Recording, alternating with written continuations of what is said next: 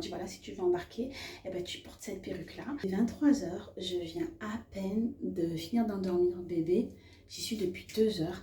Je vais prendre ma douche, mais j'étais en train de penser à quelque chose. Vous vous rappelez quand je vous disais que oui, que nous les femmes, ben, on est assez sensibles au niveau des cheveux parce que ben, on a tout. Je pense qu'on a toutes vécu une histoire ou une petite dinguerie qui nous a un peu limite traumatisés et que les hommes, ben, des fois, on se sent un peu critiqué par eux alors que eux, ils n'ont pas forcément notre vécu. Et bien, j'étais en train de penser à une affaire. Alors c'était l'histoire du steward d'une célèbre compagnie aérienne. Il avait été embauché dans les années 98, donc il y a une éternité, et il avait les cheveux courts. Il a décidé de faire des tresses africaines. C'était des locks en fait. Hein. Au fur et à mesure que ces locks se poussaient et tout, en fait il faisait un petit chignon. Il recevait des refus d'embarquement. En gros, quand cette personne est navigant, vous devez respecter, il me semble, un manuel.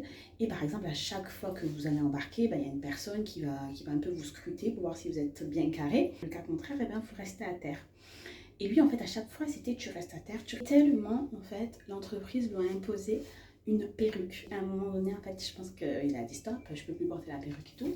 Il est parti en dépression, il a été licencié, il a décidé au final de porter plainte. Prud'homme, il a été débouté, appel, il a été débouté, et donc il est allé jusqu'en cassation. Donc en fait, vu gain de cause, le motif que la compagnie aérienne, elle avait autorisé donc le port de cette coiffure sur des femmes. C'était une discrimination de genre et de sexe. C'était juste pour vous dire que il a été obligé de porter une perruque lisse qui était en plus affreuse.